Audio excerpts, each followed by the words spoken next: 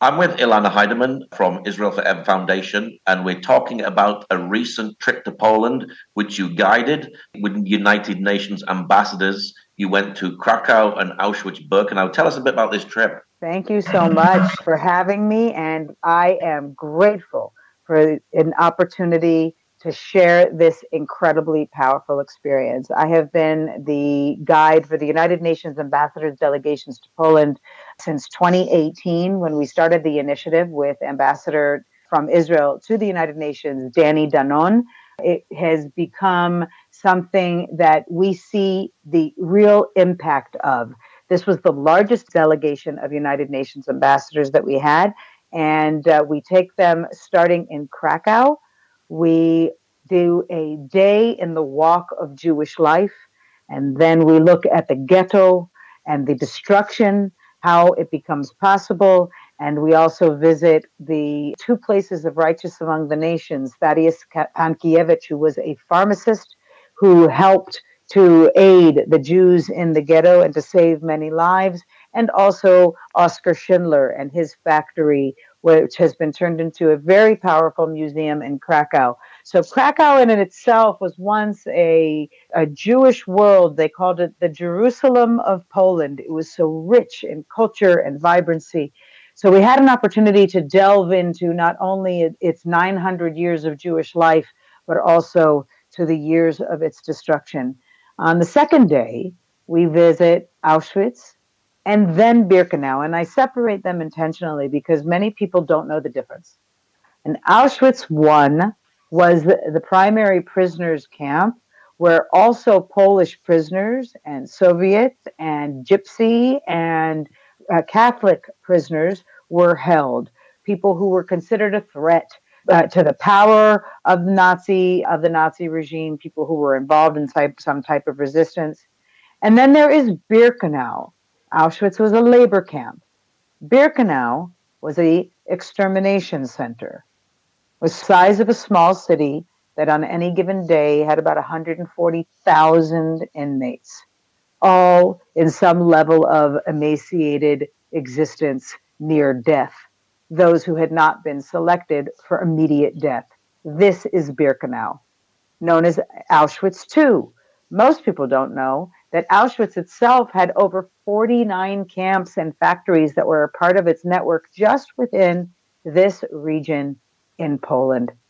And many people know that it isn't only Auschwitz, which was in existence for the final 2 years of the war, but that there were actually extermination centers and mass killing pits that had been decimating Jewish life for the 3 years prior.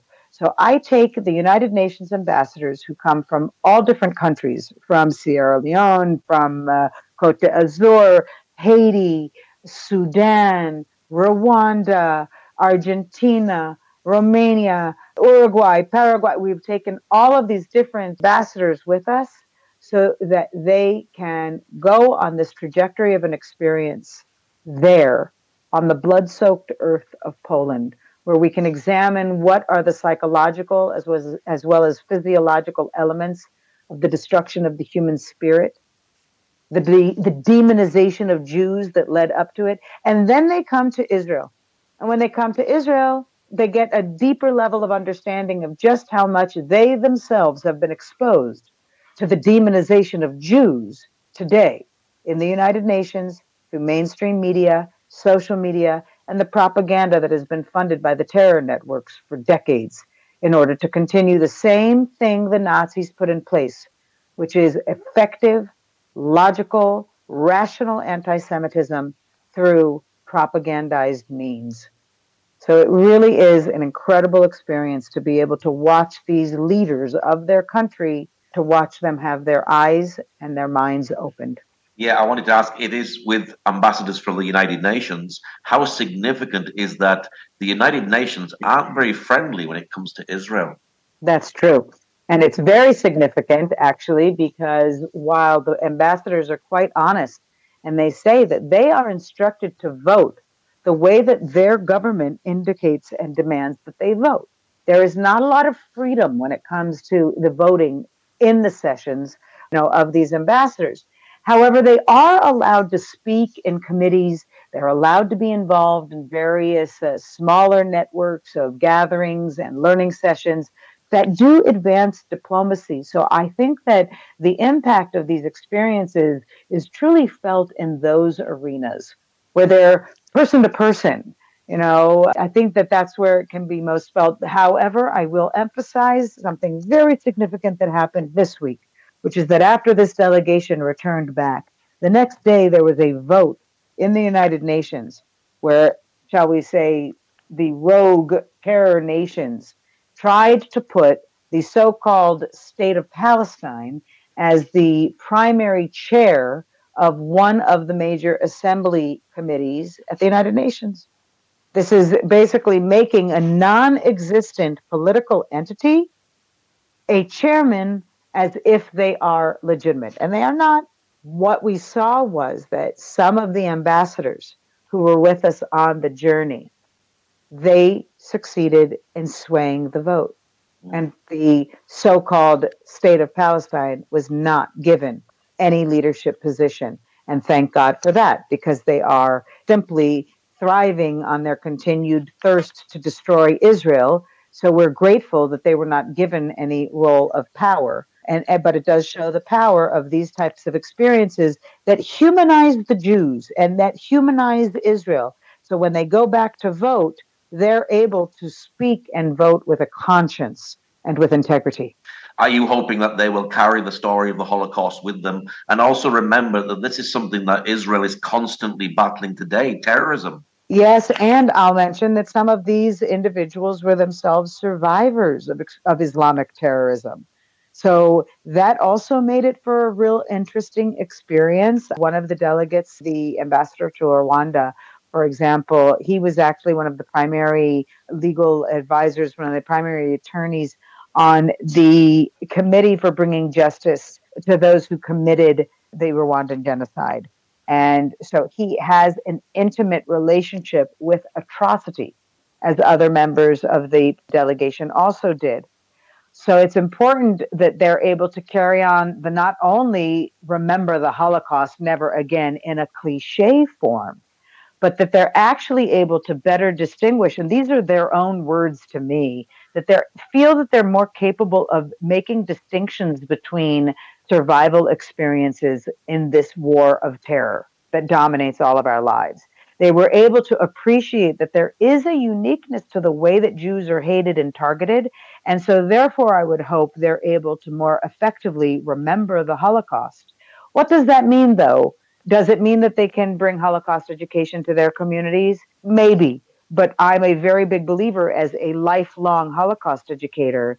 I believe it's important when the Holocaust is put within the span of the entirety of Jewish history, including what we're experiencing today. As you mentioned, we are living through this today, and people need to, number one, be careful not to make undue parallels.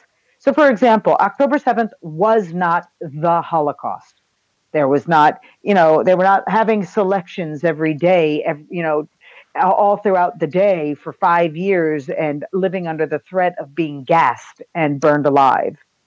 So there is an importance for the distinction, but there's also an importance to realize the similarity, which is that the Jew hunt still exists in the world, the desire to seek out the Jew, target the Jew, murder the Jew, eliminate the Jew from amongst us. I think that that is the element of Holocaust memory that I hope these ambassadors are able to carry on, because then perhaps they will see that they can understand Israel better. They can have greater diplomacy and therefore gain from a relationship with Israel better.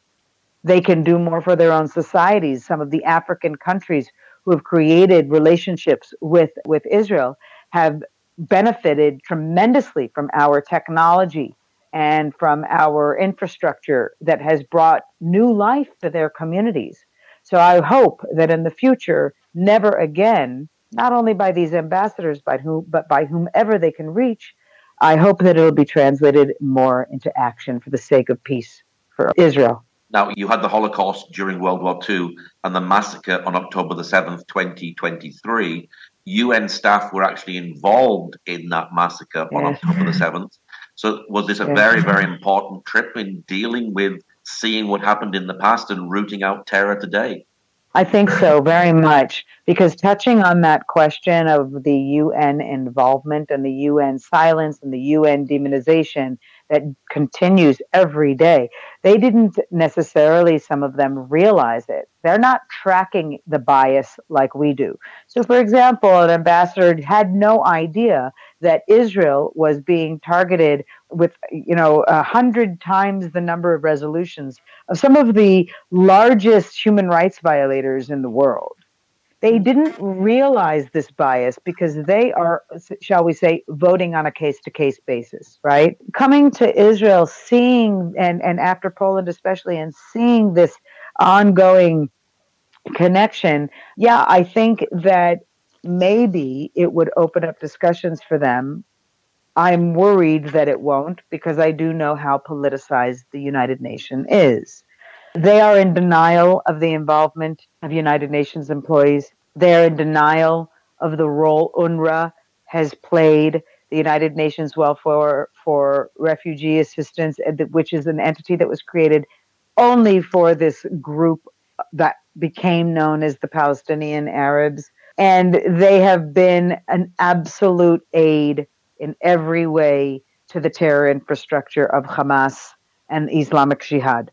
So I don't believe that these ambassadors are able to digest how deeply the United Nations is implicated, just even on October 7th. Forget also the many years earlier of United Nations silence while hospitals and schools and peace installations were being used as a cover for terror activity, and that entrances and exits of the underground terror tunnel network, which spans like larger than the New York subway, they turned a blind eye, and the United Nations continues to turn a blind eye. So I think that that's still a challenge that we have to face. How can we get United Nations activists and leaders to be more aware of how to curb the tendency to support terrorism? I think that's a real challenge that they have to take on. What is your prayer for the United Nations today?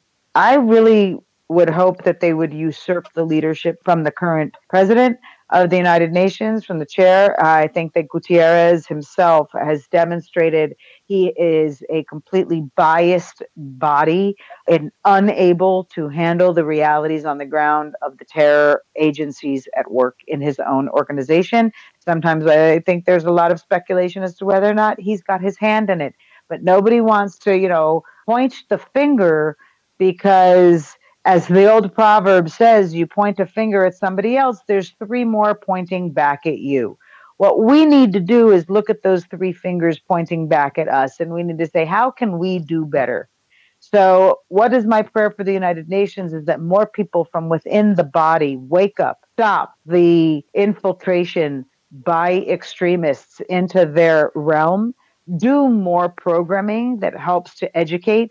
I'll give you again an example. I had a member of the delegation who was on a committee for women, right? And I asked, have you ever, in the last 2.5 years, did you ever have an event on the abuse of women on October 7th? And she says, why would we do that?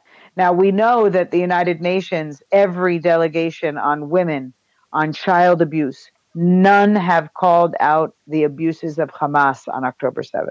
Wow. But they continue to call out Israel every day, one resolution after another. So I think that the United Nations has the work cut out for them, and I'm going to then pose it to the people here. I think the real challenge is, who will continue the United Nations for the future? Who are the young people that we can train so that they can truly believe in the power of diplomacy, that they can see that there is great work to be done for the sake of humanity. And the United Nations could be a body that does for good. But unfortunately, we've seen in the last 20, 30 years that their direction has become so anti-Semitic, beginning with the Zionism is racism. That was 50 years ago already, in 1975, when the United Nations held a conference, the first conference that says Zionism is racism. Let me tell you, friends, Zionism is not racism. Zionism is humanism. It's just the humanistic Jewish rights. And until the world accepts that, then you will still believe the lies that Zionism is somehow some negative, colonialistic, occupationist, apartheid. They are all words used to manipulate your mind and to build your hate against Israel because of an existing thread of hate that exists against the Jews since the beginning of time. So you out there who are listeners, you need to think, who are the United Nations leaders of tomorrow? Where do you stand? Where do your children stand? How do you recognize these biases? And how can we all pray that there will be greater moral clarity in the United Nations and in every space of public opinion in the world? What's your website for people who'd like to know more about the work that you do, particularly the work on the Holocaust? On the Holocaust in particular, you will find a wealth of resources for Holocaust Remembrance Day on January 27th, or the Jewish Remembrance Day, Yom HaShoah, this year on May 10th, I believe it is this year. And we have so many resources for you at israelforever.org. And you can find so many by just searching for a keyword of anything that interests you. And you will find so much that you can read, learn from, and teach, because we are all teachers at the end of the day. We all have people we can impact with spreading knowledge and spreading hope. So the stories of the Holocaust have been transformed into a variety of resources I have made available for programming that you can do with your communities and classes as well. I will also make mention of resources we've created on the United Nations and the United Nations bias against Israel, and providing reflection questions and discussion questions that can be used so that you too can feel more educated on the question of, for example, the Jewish connection to Jerusalem, which the United Nations somehow tried to claim that the Jews have no connection to Jerusalem, that we have no connection to the Western Wall of the Holy Temple compound. I mean, they are succeeding through lies. And so you are the protector of truth. And you should come to israelforever.org and follow us on all the social platforms. The Israel Forever Foundation is here to help you. If you're looking for something in your own community, you're welcome to reach out and let me know, because I'm available. I speak on Zooms all around the world, so that more and more people can be educated and inspired. That is how we change the world. Well, Elana, thank you very much for sharing today. Thank you so much for having me. And for those of you who cannot get to Poland, because many will not, and there are many who cannot get to Israel to learn from the experience such as had by these UN ambassadors, I will only say that there is so much you can be learning and doing it on your own and considering yourself an ambassador of humanity. So come and join us as a virtual citizen of Israel. Come and be a part of something bigger than ourselves. Even as we fight this current war, we know this is a spiritual battle for the future. So let's all realize our role in it. Because Israel, we're here. We're here forever and ever. Amen.